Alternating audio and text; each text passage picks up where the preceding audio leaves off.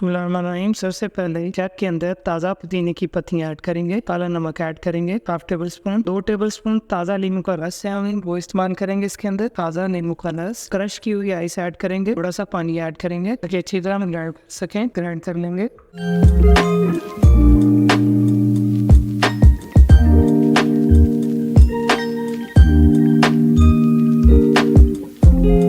एक लेमन लिया हमने, तो इस तरह से ग्लास के ऊपर जूस ऐड करेंगे। देखिए बहुत ही ज़बरदस्त किस्म की ये डेकोरेशन हो जाएगी इसके ऊपर। ग्लासेस के अंदर ऐड करेंगे आइस क्यूब ऐड करेंगे, सेवन अप ऐड करेंगे। आप स्प्राइट या सेवन अप दोनों में से कोई भी ऐड कर सकते हैं।